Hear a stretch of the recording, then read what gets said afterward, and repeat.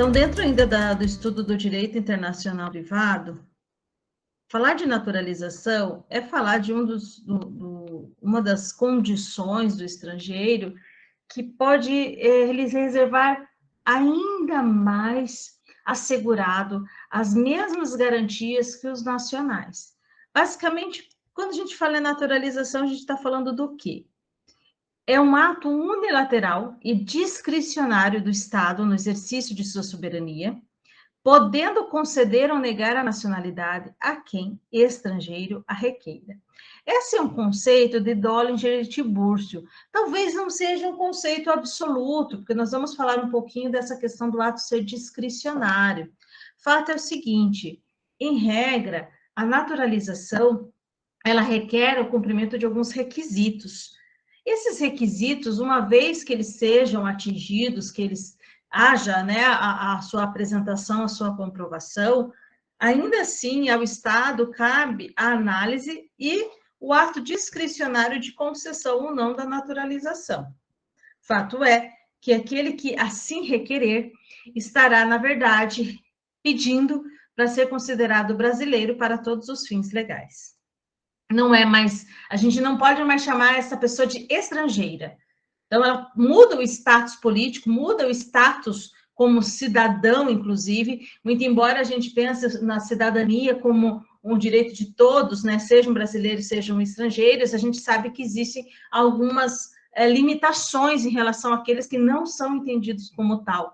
A partir do naturalizado, ainda assim, algumas restrições há, mas são muito menores, né? Basicamente, a gente tem uma extensão muito grande de políticas públicas, uma extensão muito maior sobre asseguramentos, inclusive em sede judicial, né, em sede administrativa e assim por diante. E antes da gente chegar a falar, basicamente, da naturalização, desculpe, nós podemos falar também de uma outra figura que a gente chama de opção de nacionalidade. Como assim? É que existe uma possibilidade que está prevista lá no artigo 63 da Lei 13.455 de 2017, ou seja, da Lei de Imigração, que menciona que o filho de pai ou de mãe brasileiros, né, pode ser um ou outro, nascido no exterior e que não tenha sido registrado em repartição consular, poderá a qualquer tempo promover ação de opção de nacionalidade. Então, a gente já sabe, já estudou, que aquele filho de mãe ou pai brasileiro que seja registrado numa repartição consular do Brasil no exterior, ele vai ser considerado brasileiro, de pronto. Né? Nós temos isso como um dos casos relacionados no artigo 12 como nato, né? O brasileiro nato. No entanto, aqui a gente está falando de uma outra situação, a situação daquela pessoa que não fez o registro, ainda que tenha filho, ainda que seja filho de pai ou mãe brasileira, não fez o registro de nascimento nessas entidades, nesses organismos. E aí ele pode exercer a sua opção a qualquer tempo através da opção de nacionalidade. Isso aqui está previsto no artigo 63, portanto, da Lei de Imigração. É só esse instituto, inclusive, que fala dessa opção. Mas falando basicamente da naturalização, nós temos que perceber que esse ato ele pode ter tipos diferentes. Veja que aqui eu repito para vocês qual que é o conceito da naturalização como uma forma de fixação e para a gente perceber tudo isso dentro daquilo que se prevê para cada um dos tipos que existe desse instituto. Portanto, ele, como ato unilateral e discricionário do Estado, no exercício da sua soberania, pode ou não conceder esse pedido, essa nacionalidade. E aí nós vamos ter o tipo ordinária, extraordinária, especial e provisória. Vamos ver o que teria de diferença entre estas formas de naturalização. A primeira diz respeito àquela que, cumprido os requisitos legais, ela exige de uma forma mais comum condições que sejam mais básicas, que não sejam tão difíceis, mas também podendo ou não ser concedida, ainda que as cumpra. Veja lá, aquele que a requeira, cumprindo com os requisitos da capacidade civil, residência em território nacional, pelo prazo de 4 anos, comunicar-se em língua estrangeira, em língua portuguesa, me desculpem, e não possuir condenação penal estiver reabilitado. Então, vejo que existem, então, esses 4 requisitos para poder requerer. Para começar, que tem que ser requerida, certo? Não é a naturalização ordinária, ela não pode ser automaticamente incutida em um determinado sujeito, ele precisa ter manifestação de vontade. Então, vamos lá, capacidade civil, residência em território nacional, pelo menos por 4 anos, comunicar-se em língua portuguesa e não ter condenação penal ou estiver reabilitado, né? Não possuir condenação penal ou estiver reabilitado, no sentido de que a reabilitação penal já deve ter acontecido. Se um dia foi condenado, uma vez reabilitado, ele deixa de ter esse impeditivo, tá certo? Vamos lembrar desses 4 requisitos, portanto, para a ordinária. No caso da naturalização extraordinária, nós estamos nos referindo a uma hipótese também prevista na Constituição Federal. Veja lá. Requerida, deixa eu só pegar meu apontador a laser. Requerida por pessoa de qualquer nacionalidade, fixada no Brasil há mais de 15 anos ininterruptos e sem condenação penal. Perceberam que a extraordinária tem menos condições, menos requisitos? Ela não fala aqui de capacidade civil, por exemplo. Ela tem, portanto, uma ideia de que a extraordinária, ela pode ser, desde que, obviamente, requerida pela pessoa de qualquer nacionalidade, ela vai ter, talvez, uma análise mais extensa. Mas ela também conta com um requisito muito importante, que é uma residência fixa por 15 anos ininterruptos, dando ênfase, portanto, ao critério temporal com uma relevância para o cumprimento justamente da vontade de permanecer aqui no Brasil. Na especial, nós temos a situação daquele cônjuge ou companheiro de pessoa que integre serviço exterior brasileiro em atividade ou pessoa a serviço do Estado brasileiro no exterior. Então, vamos lá. A pessoa que está a serviço do Brasil, ela não é dessa que nós estamos falando do cônjuge ou do companheiro desta pessoa.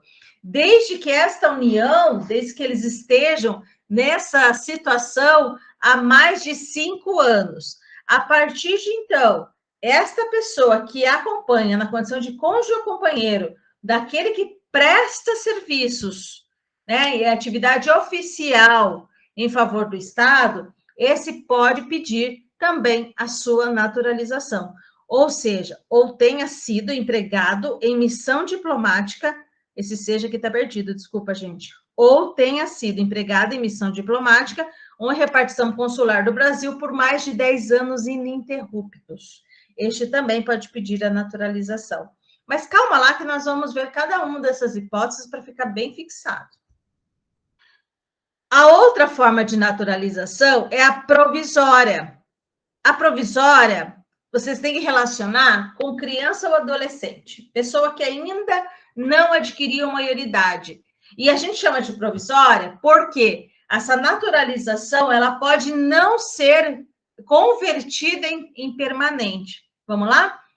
A naturalização provisória poderá ser concedida ao migrante, criança ou adolescente, com residência fixa em território nacional antes de completar 10 anos de idade. E deverá ser requerida por intermédio de seu representante legal, tá? Então, olha só, é uma criança que antes dos 10 anos já esteja em residência fixa em território nacional, certo? Bom, é provisória porque, aqui no finalzinho vocês vão entender, se torna definitiva se a pessoa requerer até 2 anos depois da maioridade. Então, o que a gente percebe? Que essa naturalização, no máximo, vai durar até 2 anos depois da maioridade, porque se não for requerida, ela deixa de ser. certo? Claro que aqui a gente tem que lembrar de todos os princípios, todas as bases que pretende que haja uma continuidade, aquilo que é melhor no sentido de fixar a maiores garantias e maior pertencimento dessas pessoas. Então, e muito mais, né, quando alguma coisa diz respeito à possibilidade de apatridia, né, se essa pessoa, se não, em 2 anos, ela não demonstrar e se tornar apátrida, por exemplo, tem que ter algum meio, algum mecanismo de evitar? Pode surgir, né? Nós não temos hoje especificamente um mecanismo para impedir que essa pessoa se atente a esse prazo, mas fato é que há uma necessidade de ser aqui um tanto quanto flexível para que se atenda a esses princípios e não se deixe essa pessoa sem nenhuma nacionalidade. Bom, vamos falar das condições para a naturalização, afinal. Vamos começar lá pela ordinária. A ordinária é aquela que, portanto, tem que ter capacidade civil, segundo a lei brasileira, certo? Porque capacidade civil pode ser diferente de um país para outro. Até 2002, por exemplo, não sei se vocês sabem disso, mas a capacidade civil aqui no Brasil era 21 anos, não 18 anos. Foi com o Código Civil de 2002 que ele veio para 18 anos. Então, tem que ver com a capacidade civil do Brasil no momento em que ela está sendo requerida.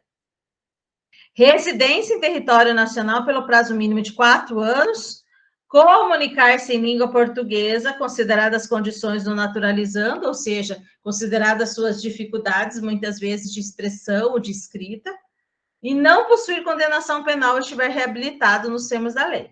Então, essas são as condições ordinárias. Mas tem uma questão importante na ordinária. A redução de tempo por menor tempo de residência, que ficou horrível, né? Essa expressão, acho que eu vou ter que dar uma corrigida. Mas olha só, reduz para 1 ano aquela necessidade de ter residência de 4 anos, que eu menciono para vocês anteriormente, ela pode ser reduzida para 1. Quando? Quando a pessoa que requer a naturalização tem filho brasileiro. Também, quando esta pessoa ter prestado ou poder prestar serviço relevante ao Brasil ou recomendar-se por sua capacidade profissional, científica ou artística. Então, quando essa pessoa tem uma relevância no sentido científico, no sentido profissional, no sentido artístico, suficientemente que dentro da análise, dentro da análise discricionária, vamos dizer assim, daquele que faz, que defere, né, o pedido, e se houver prestado ou poder prestar serviço relevante ao Brasil. E ainda tem a questão do casamento ou da união, né? Ter cônjuge ou companheiro brasileiro e não estar dele separado legalmente ou de fato no momento da concessão da naturalização. Tá, gente? Então, esse slide aqui vai falar especificamente da possibilidade de reduzir a condição de residência de 4 anos para 1 ano, quando tem filho brasileiro, cônjuge ou companheiro brasileiro, obviamente tem que estar junto com essa pessoa, e ter prestado ou poder prestar serviço relevante ao Brasil, ou ter aí uma relevância no âmbito científico, profissional ou artístico. Pessoal, tudo bem até aqui? Alguma pergunta? Tudo bem. E aí tem uma questão, né? A gente viu que no conceito do autor que eu trago para vocês, Dollinger et Tiburcio, que fala que a naturalização é um ato discricionário. Mas será que é? Bom, veja, apesar do conceito, a gente tem que pensar que existe aí uma definição constitucional, principalmente no que diz respeito para a extraordinária. Então, pela análise que se faz do texto, quando na Constituição se diz que aquele que tiver 15 anos de residência ininterrupta no território brasileiro, comunicar-se e não ter condenação criminal, ponto. Ele pode ter naturalização. Então, o que se entende? Que a gente está falando de ato discricionário do Estado, ou seja, o Estado, diante dos requisitos, pode ou não conceder ainda a naturalização, a gente está falando do ordinário, mas para o extraordinário se entende que não há ato discricionário.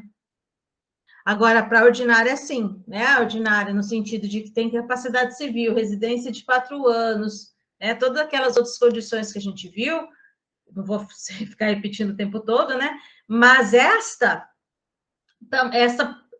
assim, prevista ali no artigo 62, salvo engano, da Lei de Imigração, essa não é discricionária. Aliás, é discricionária. Essa não significa que, por ter todos os requisitos, ela vai conseguir a naturalização. Entenderam? Então, a gente tem essa discussão também. Até que ponto o Estado pode conceder ou não conceder quando essas condições existem. Tá certo? Não vi muita discussão acerca das outras formas, mas em relação a estas, sim. Tá? A partir do momento que se pede a naturalização, também se pode perceber que o nome aqui na nossa língua brasileira, na portuguesa, né, e nosso idioma, aquele nome não fique muito adequado, fica difícil de falar. A gente tem aí, né, alguns exemplos dos holandeses ali de Carambeí, tem tantos deles que usam nomes, abrasileirados, vamos dizer assim, enquanto que nos documentos, ou às vezes na própria identificação formal, a gente percebe que são outros nomes. E isso, na verdade, foi um cuidado da lei de imigração, que veio tratar dessa possibilidade de mudança de nome. Lá no artigo 71, parágrafo 1º, prevê que no curso do processo de naturalização, o naturalizando, ele poderá requerer a tradução ou a adaptação de seu nome à língua portuguesa.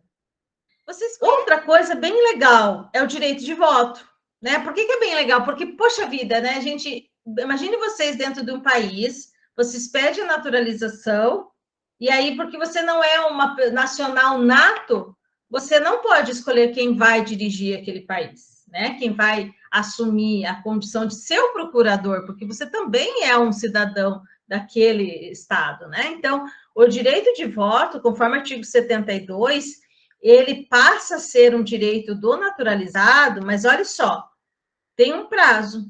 O artigo 72 dispõe que no prazo de até 1 ano após a concessão da naturalização, deverá o naturalizado comparecer perante a Justiça Eleitoral para o devido cadastramento. Obviamente que, passado 1 ano sem o cadastramento, ele também se torna um eleitor irregular, né? Uma pessoa que, nas vias eleitorais, ele acaba se tornando um sujeito irregular para fins, por exemplo, de um concurso ou de outros motivos pelo qual a regularidade do voto é requerida, né? Então, existem situações que ela é possível. Bom, antes de eu continuar aqui com vocês, eu queria mostrar alguns artigos. Só um minutinho.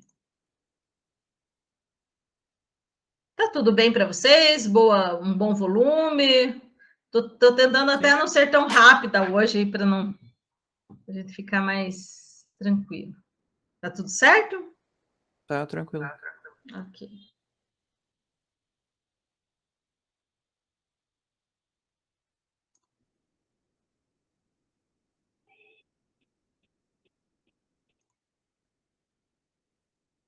Acabei fechando aqui Mas eu vou falar da Constituição. Eu acabei fechando a legislação, mas eu tenho a Constituição aberta aqui, fica mais fácil.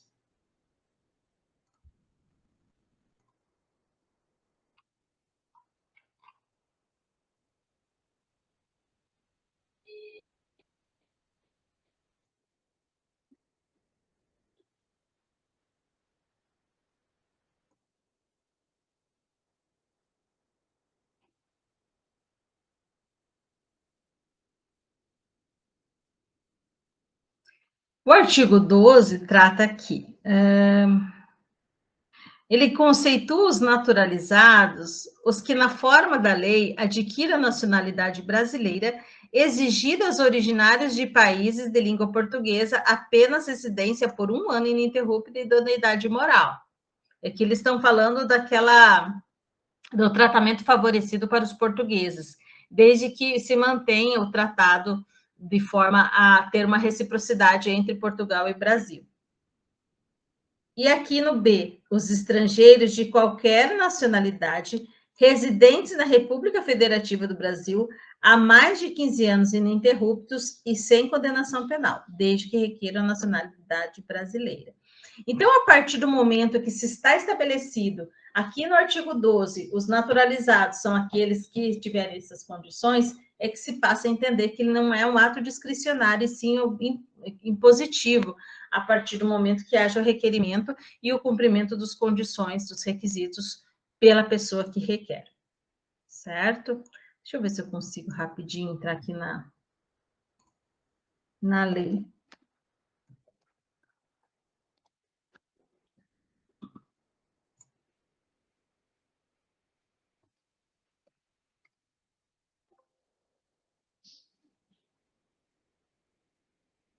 Antes eu falei artigo 62, estava incorreto. O artigo 63 que fala desculpa, 63 não, 64 fala da naturalização. Então, vejo que aqui no artigo 64, vocês encontram os tipos de naturalização.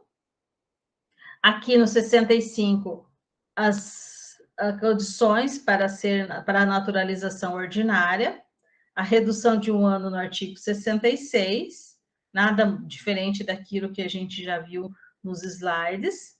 A 67 fala da naturalização extraordinária. 68 da naturalização especial, concedida ao estrangeiro que se encontra em uma das seguintes condições. Aí aquela questão de seja cônjuge ou companheiro há mais de 5 anos, daquele que integra um serviço oficial do Brasil, seja ou tenha sido empregado em missão diplomática ou em repartição consular do Brasil por mais de 10 anos ininterruptos. Aqui ele está falando do próprio cumpridor dos serviços, que tenha sido feito por mais de 10 anos. Para naturalização especial, precisa ter capacidade civil, precisa comunicar-se em língua portuguesa e não possui condenação penal e estiver reabilitado nos termos da lei, da mesma forma que na ordinária. A provisória, artigo 70, fala do migrante criança ou adolescente que tenha em território nacional, já esteja no território nacional antes dos 10 anos de idade e requerida por seu representante, que deve ser reiterada, né? Reiterada nos 2 anos após atingimento da maioridade. Tá certo? É preciso destacar o direito especial dos portugueses. Então, a gente já sabe que de todo o histórico, né, de que nós temos junto a Portugal, né, em razão aí da colonização e tudo mais, então a gente precisa entender que tudo que nós colocamos para os estrangeiros, existe muitas situações, uma diversidade de fatores que são diferenciados quando se trata de portugueses. Então, aos portugueses com residência permanente no país, se houver reciprocidade, ou melhor, né, se mantida a reciprocidade em favor de brasileiros, serão atribuídos os direitos inerentes ao brasileiro, salvo os casos previstos nesta Constituição. Artigo 12, parágrafo 1º da Constituição Federal. Exemplo, não, é vedada a extradição, desde que tenha realmente requerido. Então, olha só, o português, ele precisa requerer, tá? Então, não é assim, basta ser português e basta ter residência permanente no país. Não, o português, ele tem que requerer. E para ele requerer, basta ele demonstrar que tem essa residência permanente no país, certo? Bom, e aí, qual a vantagem dele ser brasileiro? Um exemplo é a extradição. Como não é permitido extraditar pessoas do país, por exemplo, o Brasil não pode extraditar brasileiro. Da mesma forma, ele não poderia extraditar portugueses, porque assim são considerados, tal qual os direitos dos brasileiros. É necessário que tenham requerido autoridades competentes o reconhecimento do seu status especial, como determina o artigo 5º da Convenção sobre Igualdade, essa Convenção sobre Igualdade entre esses 2 países. Então, é necessário que requeira, não vai ser algo automático só porque é português e só porque mora aqui, tá certo? Cuidado com esse detalhe aí. Os titulares de passaportes diplomáticos especiais, oficiais ou de serviços válidos do Brasil, ou de Portugal, poderão entrar no território da outra parte contratante ou dela ser sem necessidade de qualquer visto. Olha só, gente. Aqui no Tratado de Amizade, Cooperação e Consulta entre República Federativa do Brasil e Portuguesa, tem expresso a desnecessidade de visto para que haja aí a possibilidade desses que têm passaportes dessas naturezas de pedir visto para entrada um e outro. Os titulares de passaportes comuns, válidos do Brasil ou de Portugal, que desejam entrar no território da outra parte contratante, para fins culturais, empresariais, jornalísticos ou turísticos, por período de até 90 dias, são isentos de visto. Olha só. Então, no primeiro caso, a gente está falando daqueles que estão a trabalho, né? Diplomáticos, os especiais, oficiais ou serviços. Tá, esses não tem fixação de tempo. Já para aquele que tem outros fins, né? Primeiro que é comum, né? Seria só um passaporte comum, sem nenhum tipo de vinculação com o trabalho. Nestes casos, eles terão 90 dias, sem necessidade de visto. Obviamente que se houver, né, por outro ato, a fixação de visto para um e outro, esta é a regra que deve se perceber também para a manutenção do português aqui no Brasil. Né? Quando que pode acontecer, uma vez que se tem a naturalização, quando que pode acontecer de perder a nacionalidade? Nós temos aí, então, duas espécies, que eles chamam de perda-mudança ou de uma perda-sanção.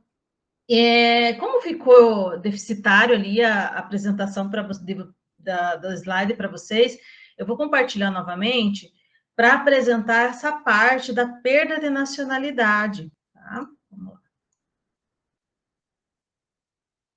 Só para relembrar também. Veja só. Nós temos a previsão da perda da nacionalidade, seja pelo fato da perda mudança ou pela perda punição. Na letra A, nós vemos aqui a perda da nacionalidade quando há uma condenação transitada em julgado por atividade nociva ao interesse nacional, e aí é cancelada a sua naturalização. É importante verificar que não é qualquer condenação criminal, é uma condenação por ato julgado nocivo de interesse nacional. Então, é preciso estabelecer a gravidade para se falar em perda de nacionalidade. É muito importante para não confundir com qualquer tipo de condenação criminal, tudo bem? Também tem a questão da perda-mudança. Pode haver essa perda a partir da aquisição de outra nacionalidade. Eu mencionei ontem para vocês, e devo repetir, que existem países que, para que você consiga a naturalização, eles fazem com que haja renúncia à nacionalidade brasileira. Um exemplo, tá?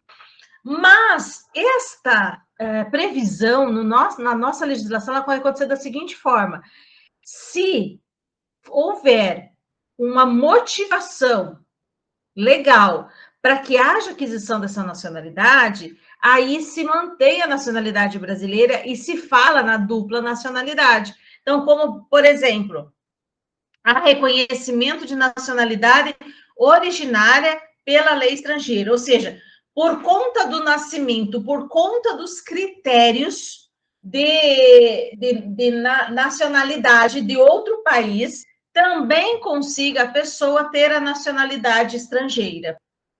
E aí ela consegue manter a brasileira e também a estrangeira.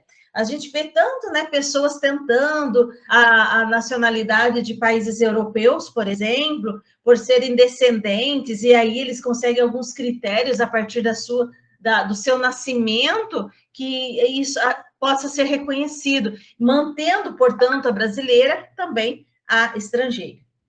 E também não se perde a nacionalidade quando houve a aquisição de outra por imposição. Como assim imposição? Veja, se existe a necessidade daquela pessoa naturalizar-se naquele país, seja para poder realizar um trabalho, seja para poder se manter regularmente, seja por qualquer motivo que imponha isso como condição de permanência em seu território ou para o exercício dos seus direitos civis, não deve fazer com que perca a nacionalidade brasileira, mantendo-se as duas. E aí a gente tem uma série de casos em que se discute quando é que nós vamos ter realmente a nacionalidade estrangeira por imposição da naturalização e não por simples opção. Quando se trata de simples opção e não decorre de uma nacionalidade originária, aí haverá a perda. Tem outras situações, e aí até mencionei para vocês ontem, que pode haver uma naturalização em país estrangeiro, de modo que aquela fica como teu primeira nacionalidade e a brasileira fica em segundo. Né? Se você tiver que prestar serviços oficiais, primeiro para o que você está localizado e depois para o brasileiro. Então, a gente tem que também ter a noção de que as legislações vão ter suas variedades, né? Vão ter suas variações, certo? E neste ponto que eu trouxe aqui casos para a gente poder analisar e como que o tribunal se posicionou na interpretação dessas questões de perda de nacionalidade. Olha só, aqui está grande, mas a ideia é essa mesmo, é leitura. Deixa eu só conferir aqui, mas alguém entrou? Achei que tinha ouvido um barulho, ou mais quem está aí? Por enquanto, não. Não, ué. Ficou 2 vezes eu. Então, tá bom. É porque fica quando você está apresentando também. Entendi. Vamos lá. Voltando.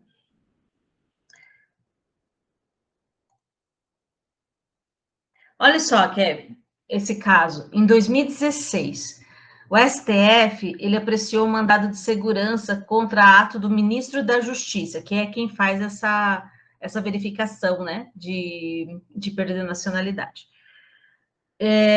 Que havia declarado a perda da nacionalidade brasileira de uma determinada pessoa. A impetrante desse mandado de segurança, ela possuía um visto permanente, green card, concedido pelo governo dos Estados Unidos, em razão de casamento com um norte-americano, realizado em 1990. Ela requereu e obteve a nacionalidade estadunidense em 1999. Por essa razão, ao final do procedimento administrativo instaurado em 2011, o ministro da Justiça declarou a perda da nacionalidade brasileira da impetrante por meio de portaria 2465 de 2013. Bom, então, vendo até aqui, né, sem a gente continuar, perceba que a gente está falando, a princípio, de uma pessoa que casou-se e não era necessariamente uma imperatividade, uma imposição em um primeiro momento. No mínimo, essa foi a interpretação do ministro. A questão tornou-se relevante porque, em 2016, o governo norte-americano, deixa eu só pôr um contador aqui, solicitou a extradição da impetrante, acusada de haver assassinado seu cônjuge em 2007. Então, veja, agora a coisa mudou, porque se ela estiver aqui no Brasil, ela vai poder ser extraditada? A gente precisa perceber que, se ela for considerada brasileira, não pode ser extraditada, porque nacional não é extraditado. Mas se ela não tem nacionalidade brasileira, estrangeira é. Então, conforme os tratados de cooperação, ela pode ser extraditada. Pois bem, ao apreciar a questão, o STF considerou que, diante da concessão prévia de visto permanente, a aquisição da nacionalidade estrangeira não era condição de permanência da nacionalidade. Então, a questão tornou-se relevante porque depois, em 2016, foi solicitada a extradição dessa pessoa porque ela foi acusada de assassinato do marido. Então, quando apreciou a questão, o STF considerou que, diante da concessão prévia de visto permanente, ou seja, o fato dela ter o green card, fazia com que a aquisição de nacionalidade não fosse uma imposição, fosse uma opção. E, por isso, ela realmente foi mantida a perda de nacionalidade dessa pessoa. Claro que não conta, né? Onde eu retirei esse aqui, que foi no livro Dollinger e Tiburcio, e eles não contam se houve a extradição, mas muito provavelmente, se ela não era considerada brasileira e sim americana, poderia ter sido feita a extradição para que ela pudesse ser processada e né, fosse executada a pena lá nos Estados Unidos. Certo?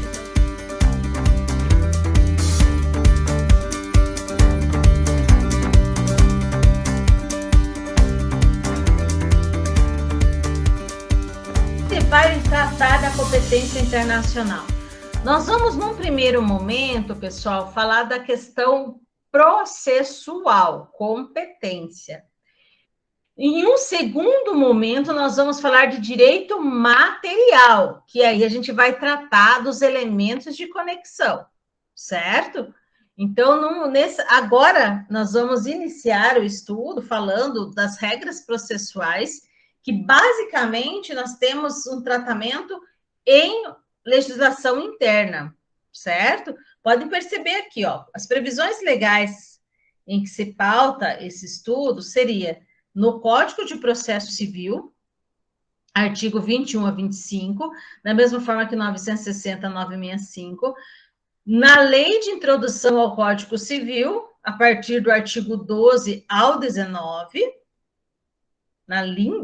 né, apesar de a gente falar Lei de Introdução ao Código Civil, hoje a gente fala Lei de Introdução às Normas Brasileiras, até tem que corrigir aqui, né, da forma como hoje está se falando, e a Constituição Federal, no artigo 105, que vai falar também da competência do STJ para fins de homologação das sentenças estrangeiras, tá certo?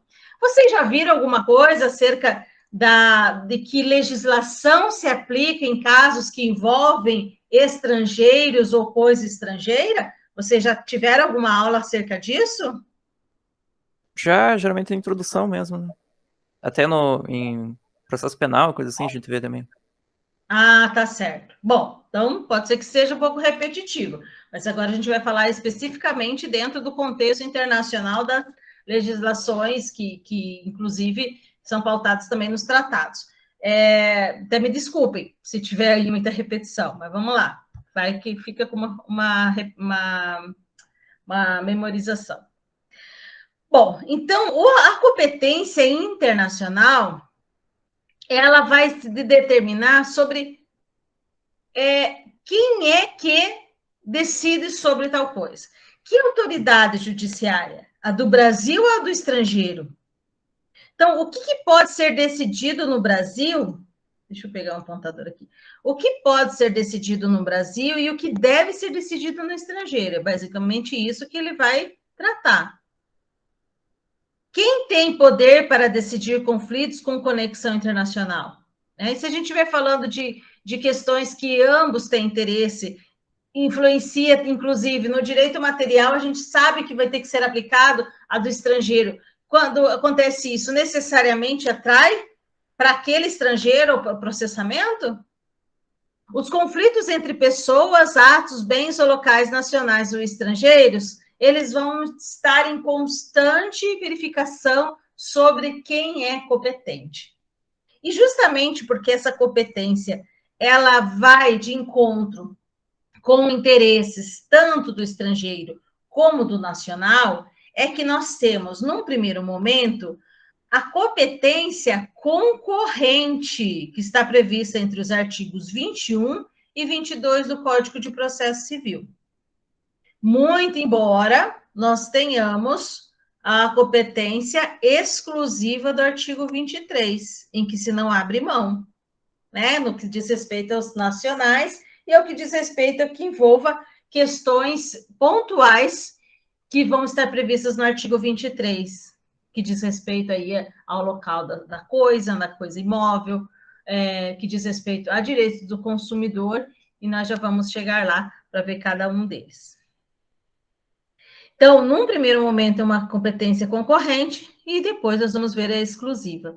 A concorrente significa que pode tanto ser julgada fora, como pode ser julgada aqui, e ambas serão válidas, mas a gente tem que cuidar com algumas situações. Olha só, a competência concorrente do artigo 21 ela diz respeito aos casos em que o réu está domiciliado no Brasil, seja ele brasileiro ou não, ok? Não precisa ser brasileiro. Se tiver de ser cumprida a obrigação no Brasil, né? Ainda que haja uma contratação em sede estrangeira, ainda que haja contratação entre estrangeiros, a obrigação a ser cumprida será no Brasil. Né? Vamos pensar assim, o serviço vai ser executado no Brasil, a entrega vai ser ocorrida no Brasil, então essas situações acabam atraindo a competência para cá também, tanto quanto no estrangeiro.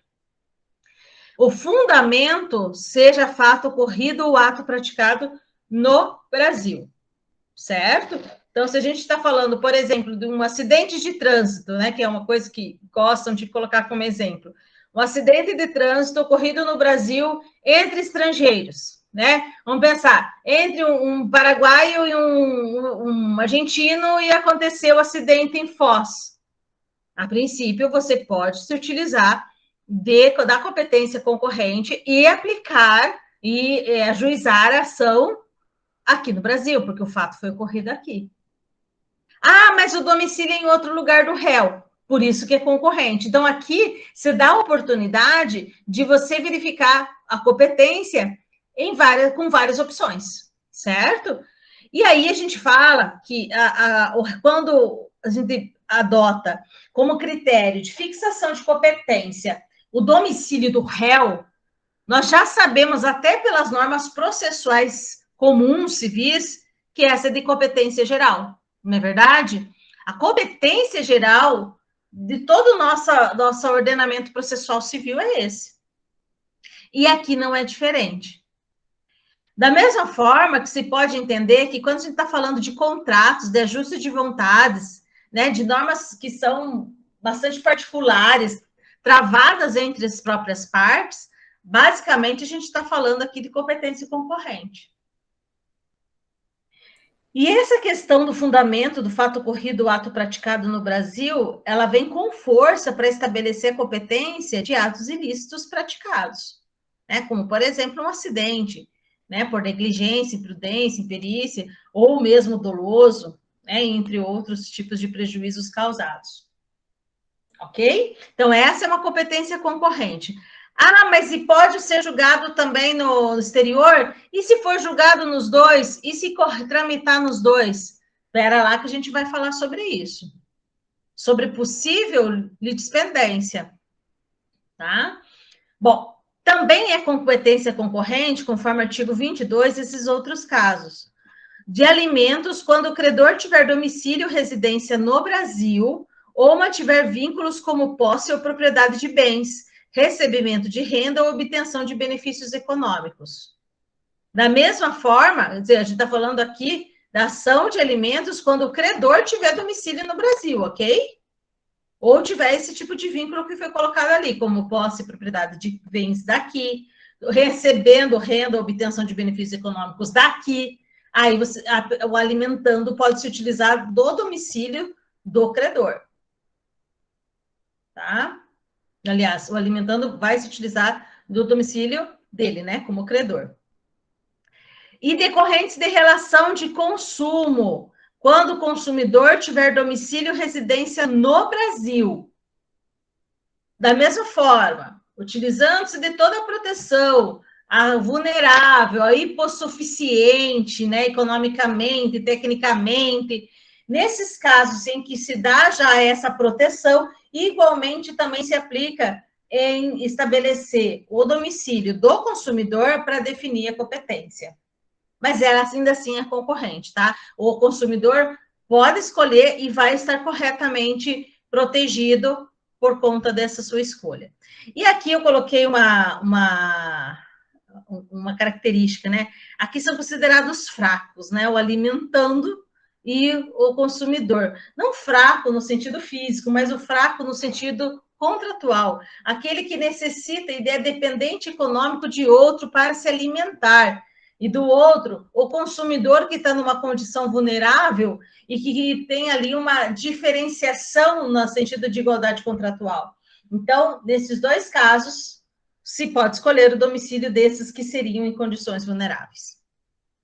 E também em que as partes expressam tacitamente se submeteram à jurisdição nacional.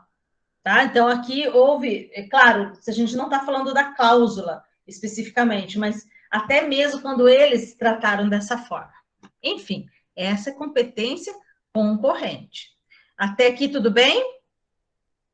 Professora, é só uma pergunta. Sim. Em caso de crime digital, por exemplo, em que eu tô no Brasil, mas daí a pessoa que eu tô roubando é pessoa de outro país, por exemplo. Uhum. Aí, nesse caso, eu considero como competência concorrente também? Concorrente, porque aonde está acontecendo o ilícito? Aí que tá, porque é difícil eu definir, porque a Difícil pessoa definir, que... né? Sim, Aí, onde é o domicílio do réu? Estrangeiro. Quer dizer, então, a gente está falando de um ilícito concorrente. Né? Então, vamos considerar o ilícito, o fato está ocorrendo aqui, as consequências, as repercussões é aqui, porque, afinal de contas, é aqui que você mora e é aqui que as coisas estão repercutindo. Você tem aí a questão do fato, né? Onde estão ocorrendo os fatos. E você tem o domicílio do réu, então seria uma competência concorrente. Deixa eu tá só certo. abrir aqui a legislação um pouquinho.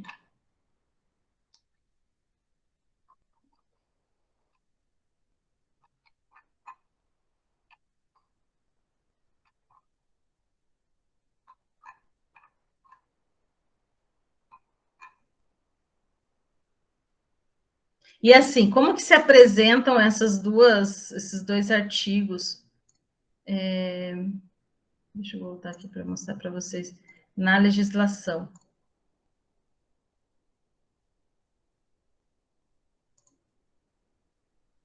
Está aparecendo a lei? Agora tá. Tá. Então, aqui, ó, artigo 21. Compete à autoridade judiciária brasileira processar e julgar as ações em que o réu, qualquer que seja a sua nacionalidade, estiver domiciliado no Brasil. 2. No Brasil, tiver de ser cumprida a obrigação. 3. O fundamento seja fato ocorrido ou ato praticado no Brasil. Aqui também, deixa eu só destacar essa questão que eu não mencionei ali para vocês. Para fim do disposto do 1, quando a gente está falando de pessoa jurídica estrangeira, é considerado também onde ela tiver agência, filial ou sucursal, tá? Então, ainda que a sede seja no estrangeiro, se tiver filial no Brasil, a gente tiver que realizando o ato por conta de acontecimentos que envolvam essa filial, vai ser também poder ser considerado inciso 1. Então, aqui vale um acréscimo, né? Quando a gente fala de pessoa jurídica, a gente sabe que não existe uma personificação da filial. A gente vê, pessoa jurídica é uma. Ah, mas aqui a filial tem CNPJ. Sim, ela tem CNPJ para fins cadastrais, para fins de fiscalização, mas ela não gera uma outra pessoa jurídica, certo? Mesmo assim, ainda que não seja uma pessoa jurídica gerada, a filial é suficiente para estabelecer a competência se ela for dentro do território brasileiro. Tá certo? Artigo 22. Compete ainda à autoridade judiciária brasileira processar e julgar as ações. 1. De alimentos, quando o credor tiver domicílio ou residência no Brasil, ou o réu mantiver vínculos no Brasil, tais como posse ou propriedade de bens, recebimento de renda ou obtenção de benefícios econômicos. Porque, neste caso, é mais viável de se reter, de se deter esses valores para que possa ser feito o pagamento do alimentando, tá? Então, tanto no domicílio do credor, como também, se for o domicílio do réu ou não, não precisa ele morar aqui, mas ele ter algum tipo de vínculo econômico com entidades, com organismos do Brasil. Além disso, decorrentes da relação de consumo, quando o consumidor tiver domicílio e residência no Brasil, e em que as partes expressam tacitamente se submeter à jurisdição nacional. Então, aqui é como está colocado pelo artigo. Voltando aqui nos nossos slides. Está aparecendo o slide? Está. Ah, ótimo, obrigada. Vamos falar agora de competência exclusiva. Neste caso, não se admite que haja também uma interposição fora do Brasil. Para que haja efetividade, reconhecimento e execução da sentença, ela tem que ter sido julgada e processada no Brasil. Nestes casos, ações relativas a imóveis situados no Brasil, sucessão hereditária, proceder à confirmação de testamento particular e ao inventário e a partilha de bens situados no Brasil, ainda que o autor da herança seja estrangeiro e tenha domicílio fora do território nacional. Isso aqui é bem importante, gente, olha só.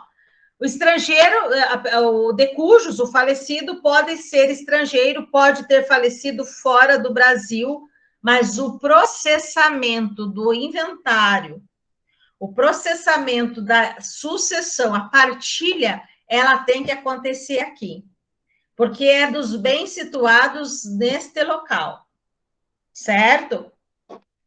Observação. Digamos que este estrangeiro, o titular desses imóveis, seja estrangeiro, morreu lá no estrangeiro, deve ser observado a legislação quanto ao direito material da sucessão daquele país. Mas o processamento acontece no Brasil.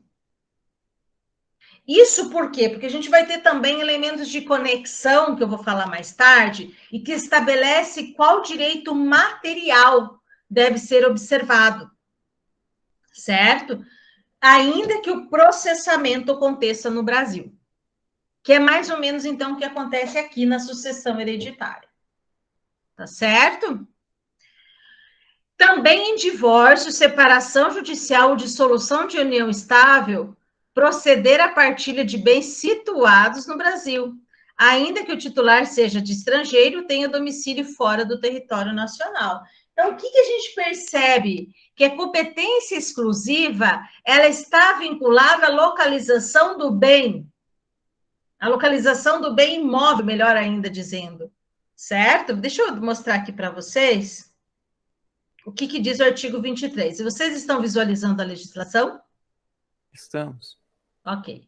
Veja aqui no artigo 23. Compete à autoridade judiciária brasileira, com exclusão de qualquer outra, conhecer ações relativas a imóveis situados no Brasil, em matéria de sucessão hereditária, proceder à confirmação de testamento particular e ao inventário e à partilha de bens situados no Brasil, ainda que o autor da herança seja de nacionalidade estrangeira ou tenha domicílio fora do território nacional. Porque envolvendo partilha de bens situados no Brasil, novamente atrai pelo critério da localização do bem. 3. Em divórcio, separação judicial ou dissolução de união estável, proceder à partilha de bens situados no Brasil, ainda que o titular seja de nacionalidade estrangeira ou tenha domicílio fora do território nacional. Quer dizer, em qualquer dessas situações, o critério é o mesmo, né? Se a gente for perceber, a gente não tem aí uma distinção em relação a outra coisa, senão a localização do bem que está envolvido nesses interesses. Certo? No mais, né, se couber dentro dos casos do artigo 21 e 22, a competência concorrente. E olha só, o fato de haver competência concorrente, portanto, o fato de eventualmente ocorrer concomitância de ações, ela não induz litispendência. Olha só, se fosse aqui no Brasil, duas ações aqui no Brasil, a gente teria litispendência. Mas se for uma ação proposta aqui no Brasil e outra ação proposta no Uruguai, na França, na Austrália, né? Então, se ocorresse essa situação, a gente não estaria falando de litispendência. O que a gente tem que cuidar, contudo, é que Se a decisão estrangeira vir ao Brasil e contar com o que ela precisa, que é a homologação, aí a gente vai ter uma outra situação. Aí a gente vai ter uma coisa julgada. E dada a coisa julgada, aí eu não posso querer que se execute as duas situações. A concomitância de ações não impede a homologação de sentença judicial estrangeira quando exigida para produzir efeitos no Brasil. Então, vamos pensar na seguinte situação. De repente, você teve lá um acidente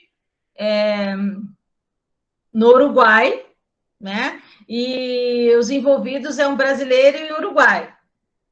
Então, aqui, o que a gente tem? A gente pode ter concorrência, pode usar o domicílio do réu, que é no Brasil, ou posso usar o fato ocorrido, que é o acidente. Se entrar nas duas ações, como é que funciona isso?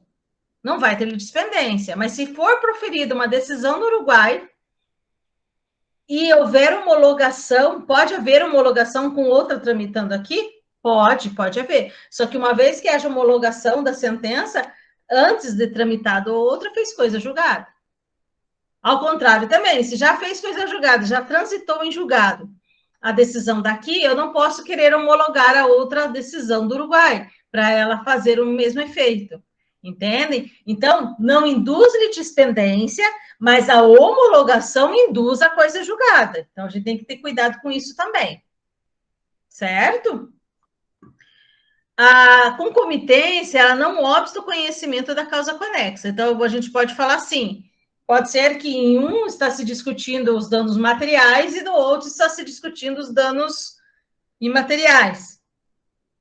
Aí a gente não tem o mesmo objeto, não é o mesmo pedido. Aí a gente pode estar falando de coisas conexas, e aí pode ter concomitância, inclusive depois da homologação, porque uma pode ser para fazer valer a decisão estrangeira e o outro com outro objeto, ainda que baseado no mesmo fato, aqui também pode acontecer, né? Então, aí a gente não coincide, não colide. Então, quando colidir a decisão, obviamente, que vou ter que fazer valer uma ou outra, não as duas. Tá certo? Deu para entender isso, pessoal? Sim. Ah, tá. É aqui que eu fiz a perguntinha. E depois homologada, faz coisa julgada? Sim. Depois homologada, faz coisa julgada. Tudo bem? Ainda no artigo 25 do CPC, é previsto sobre a cláusula de eleição. Então, vamos supor que a gente está falando de um contrato firmado entre estrangeiros, né? Vamos pensar aí, um colombiano e um brasileiro. E na cláusula de eleição, eles determinam que tudo isso vai ser processado na justiça brasileira, tá? Então, a cláusula de eleição de foro exclusivo estrangeiro em contrato internacional pode ser feito? Claro que pode ser feito, mas tem que observar as seguintes condições. Quando houver, não compete à autoridade judiciária brasileira o processamento e julgamento da ação. Obviamente que quando houver a competência do estrangeiro. Desde que é erguida pelo réu na contestação. É a mesma regrinha aqui do nosso ordenamento interno. Lá no processo civil comum, a gente também tem isso. Se tiver uma cláusula de eleição para definir competência, a parte ré tem que invocar essa cláusula. Se ela não invoca, ok, competência relativa. E, portanto, ela se consuma se não houver arguição por parte da outra. A mesma coisa acontece aqui. Vamos dar uma olhadinha lá no artigo?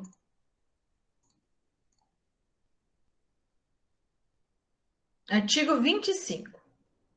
Não compete à autoridade judiciária brasileira o processamento e o julgamento da ação quando houver cláusula de eleição de foro exclusivo estrangeiro em contrato internacional, arguída pelo réu na contestação. Ok? Agora, pessoal, cuidado. A cláusula de eleição, ela não pode ofender as previsões de competência exclusiva previstas no artigo 23. Certo?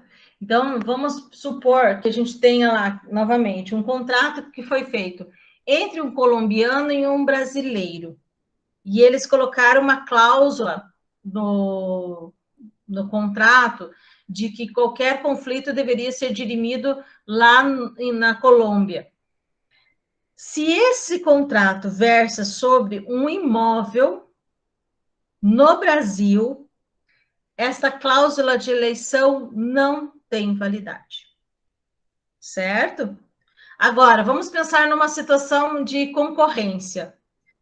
Colombiano com brasileiro, o objeto é a prestação de um serviço que poderia ser feito, que deveria ser feito na Colômbia, pelo brasileiro, que mora no Brasil. Bom, a gente tem o domicílio do réu e a gente tem o fato deve ser cumprido na Colômbia. Ok. Só que eu coloquei na cláusula, uma cláusula de eleição no contrato, que ia ser na Colômbia. Aí tem que ser na Colômbia, aí eu não vou ter uma competência concorrente aqui. Porque no caso de competências relativas ou concorrentes, aí pode ter cláusula de eleição que sobreponha essa concorrência prevista na lei.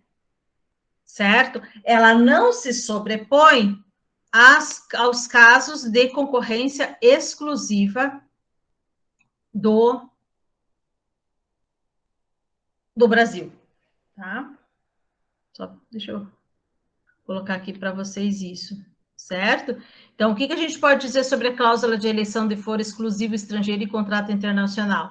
Ela vai ser respeitada desde que é erguida pelo réu na contestação e quando houver, não compete à autoridade judiciária brasileira o processamento e o julgamento.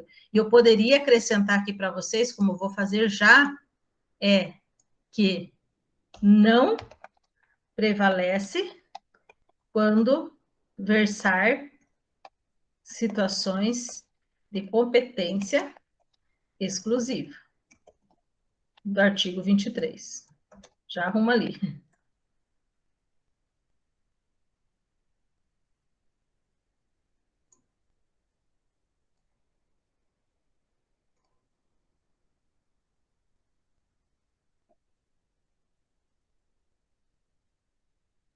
Certo, pessoal?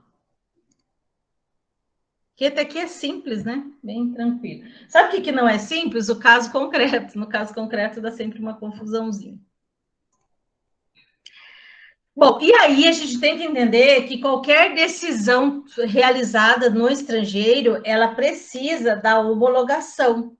Não é verdade? Isso também deve ter feito parte do estudo de vocês em processo civil. Então, a homologação de sentença estrangeira é ato de validade de qualquer decisão de autoridade tomada fora daqui. Quem tem competência para isso? O STJ. Tá? Então, é uma ação originária no STJ que a pessoa favorecida por essa sentença deve requerer. Requerida por ação de homologação. E a eficácia no Brasil somente após a sua homologação. Até então, não tem nenhum tipo de eficácia. E aí também é como se tivesse uma linda sentença sem ter nenhum tipo de ato de execução, tá? Sem antes ter a homologação desta. A homologação da decisão estrangeira, nós encontramos, então, previsão no artigo 105 e 105.1i da Constituição Federal, que diz que compete ao Superior Tribunal de Justiça a homologação de sentenças estrangeiras, assim como a concessão de exequatur, né, as cartas rogatórias, né, os cúmplices das cartas rogatórias ou determinações para que elas sejam realmente cumpridas. No artigo 960, será requerida por ação de homologação de decisão estrangeira, salvo disposição especial em sentido contrário, prevista em tratado. E a decisão estrangeira somente terá eficácia no Brasil após a homologação de sentença estrangeira ou a concessão do exequatur às cartas rogatórias, salvo disposição em sentido contrário de lei ou tratado, conforme o artigo 961 do CPC. Exequatur, que nome ruim de falar, né, gente? Muito ruim de mencionar. Existem algumas competências que agora elas não são tratadas no nosso ordenamento interno. Nós temos algumas situações em que é estabelecido através de normas internacionais. Eu coloquei para vocês aqui duas situações. Em relação a crianças, por exemplo, nós temos a Convenção Interamericana sobre a Restituição Internacional de Menores. Ela é de 89. 89 era o momento, poxa vida, que era incrível as notícias que tinham de tráfico de crianças para adoção. É claro que isso nunca deixou de ser, mas eu lembro e tenho alguns relatos assim que presenciei de muitas situações, né? Nós temos, inclusive, na mesma época, aqueles casos, o caso que está muito comentado agora por conta do documentário, do caso Evandro, né? Das outras crianças que sumiam e muitas delas foram ou mortas ou sequestradas. Então, esse contexto, né, ele estava muito em evidência naquela época.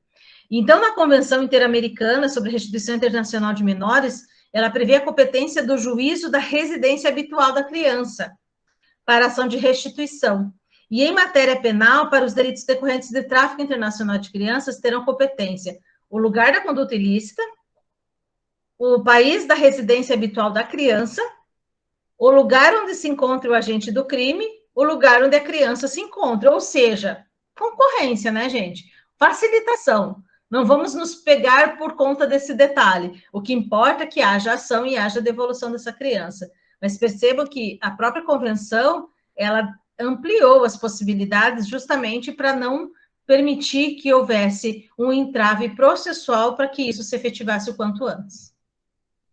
A responsabilidade civil emergente de acidentes de trânsito entre estados partes do Mercosul. Temos também isso, baseado no protocolo de São Luís sobre essa matéria, de 96, tá? Determina a possibilidade de propositura da demanda indenizatória perante o juízo do país onde o acidente ocorreu, no domicílio do réu ou no domicílio do autor. Então, aquele caso que eu mencionei para vocês como exemplo, pode ser utilizado não somente a nossa legislação interna, do artigo 21 e 22, que são em relação aos atos ilícitos, como também dá para se utilizar aí do protocolo de São Luís sobre a matéria, tá? Então, temos todas as opções possíveis, né? O acidente ocorreu, domicílio do réu, domicílio do autor. Tem coisa mais prática que isso, né? Do que dar essa competência concorrente? Aí, lembrando, coincidiu, entrou com mais de uma ação, onde é que vai, qual que eu vou preferir? Você não precisa preferir, não vai ocorrer litispendência. Inclusive, aí já não seria nem litispendência, né? Inclusive, pode correr duas ações paralelas, em que as partes sejam autor de uma e réu da outra, né? Então, que aconteceu o acidente, pode ser que os dois se entendam ser a pessoa que foi vitimizada, que o outro tinha responsabilidade. Pode ser que estas responsabilidades estejam sendo processadas e produzido provas nos países diversos, certo? E aí a gente não está nem falando de litispendência. Fato é que isso não é impeditivo. Pode acontecer, tá? Se fosse os dois aqui no Brasil, muito provavelmente eles entrariam em continência e seriam processados pelo mesmo juízo.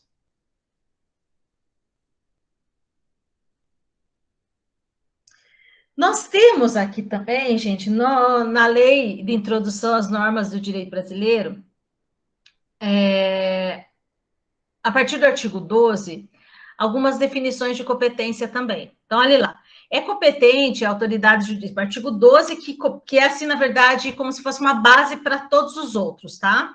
É competente a autoridade judiciária brasileira quando for o réu domiciliado no Brasil, ou aqui tiver de ser cumprida a obrigação. Então, basicamente, ela traz lá quase tudo que está escrito no artigo 21, certo?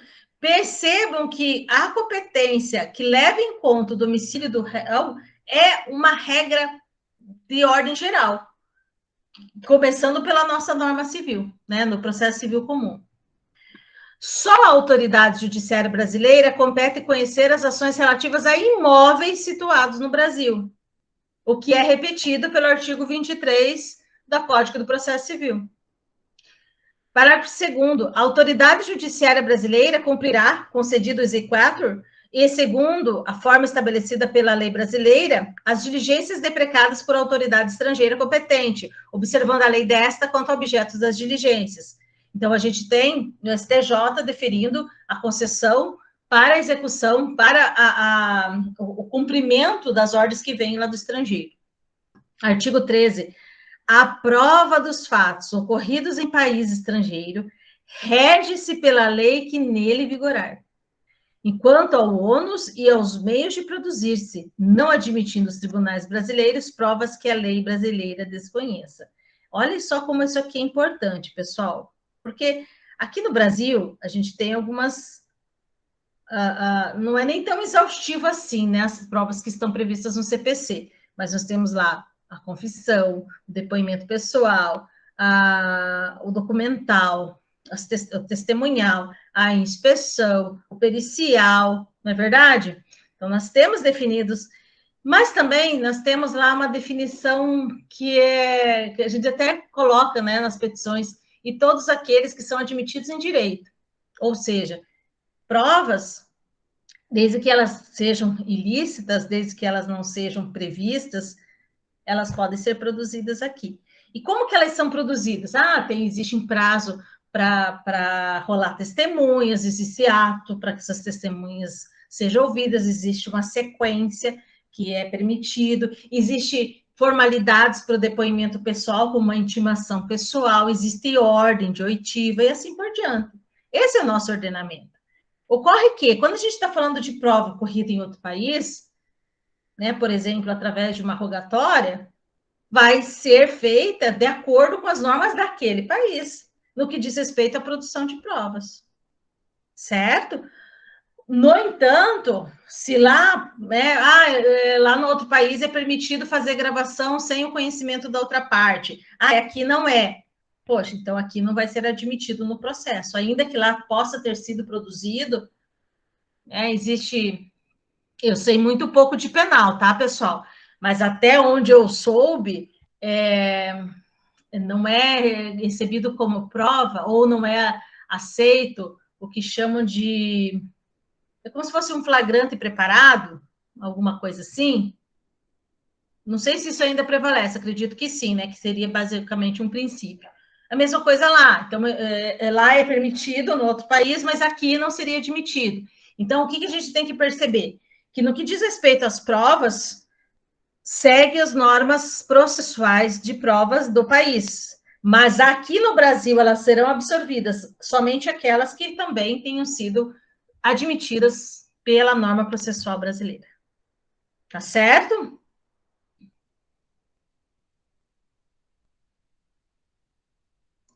Aqui na sequência, no artigo 15, será executada no Brasil a sentença proferida no estrangeiro que reúna os seguintes requisitos: haver sido proferida por juiz competente. Gente, se for proferida uma decisão, por exemplo, que rege sobre imóveis situados no Brasil pelo juiz da Venezuela, não vai ser executada no Brasil, sequer deve ser homologada. Certo? Porque não foi proferida por juiz competente. Também, terem sido citadas ou haver-se legalmente verificada a revelia. Não se pode simplesmente, sem conhecimento, sem tentativa de citação, né? Citações, aliás, tentativa não, sem efetivadas citações, realizar a homologação e a execução. Ter passado em julgado e estar revestida das formalidades necessárias para execução no lugar em que foi proferida. Ou seja, não pode mais ter possibilidade de recurso e as formalidades para ser executada foram atendidas. Isso aqui é importante também. Isso aqui está também no CPC. Para homologação, é preciso a tradução do intérprete autorizado da sentença proferida no estrangeiro. Então, vai ser um intérprete oficial que faz a tradução de todos os atos a serem homologados, para daí sim poder ser efetivado o ato pelo juiz, pelo STJ. Ter sido homologada pelo STF. Estão vendo aqui, STF? Gente, aqui era o STF, tá? E aí houve modificação. Então, hoje a gente tem previsto no próprio STJ e houve também modificação através da emenda constitucional da Constituição no artigo 105, e mudando do STF para o STJ, tá? Então, só cuidar com isso aqui. Apesar de ainda estar constando lá no artigo 15, houve uma revogação tácita em relação a este. Fica o STJ para homologar a sentença estrangeira. Trata-se de uma apelação civil, de uma ação ordinária que versa sobre compra de máquinas pesadas, pessoa jurídica, envolvendo uma pessoa jurídica, muito provavelmente o fornecedor, vulnerabilidade e hipossuficiência não demonstradas, CDC, Código de Defesa do Consumidor, Incoterms, cláusula ex works, competência internacional concorrente, inaplicabilidade. O Código de Defesa do Consumidor é inaplicável quando não há prova de vulnerabilidade e hipossuficiência da pessoa jurídica, que adquire máquinas pesadas em relação à fornecedora de equipamentos. Bom, essa já é uma discussão grande, né, gente? Ou nem grande é mais, porque quando você tem uma relação de compra e venda em que uma das partes não é destinatário final, nós não estamos falando de relação de consumo. Vamos lá. Não caracteriza a hipótese de competência internacional concorrente quando a compra e venda de bem móvel ocorreu em país estrangeiro e sem estipulação de obrigação a ser cumprida no Brasil, por meio da cláusula ex works. Então, a gente percebe o seguinte, que não, a única coisa que a gente tem aqui de brasileiro é a pessoa que comprou.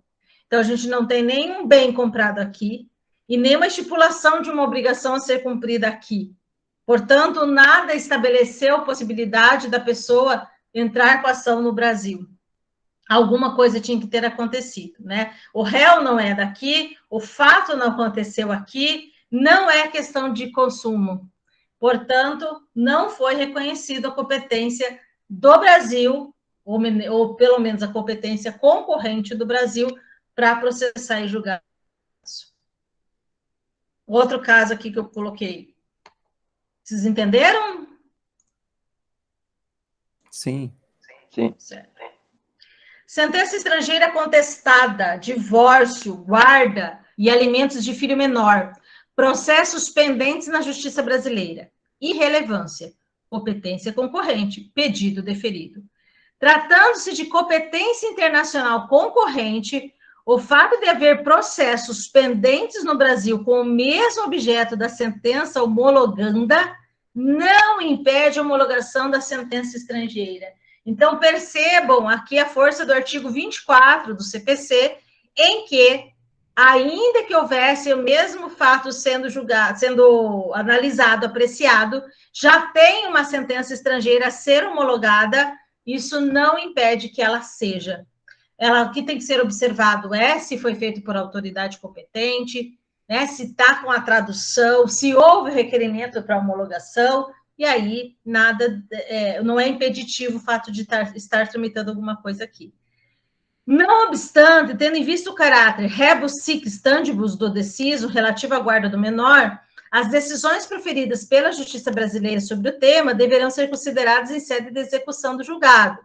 Obviamente que nesse caso aqui, a gente também está falando de questões que não se perpetuam, né? Quando a gente fala de guarda de menor, de pensão, tudo isso, elas não fazem uma coisa julgada quando existe mudança de situação. Então, o que eles estão querendo dizer é que essas outras questões que possam vir a ser trabalhadas conforme a condição se modifique, aí sim a brasileira poderia dar continuidade a essa ação aqui no Brasil. Mas fato é que, não tendo pedidos iguais no estrangeiro, pode homologar, desde que haja competência concorrente legítima.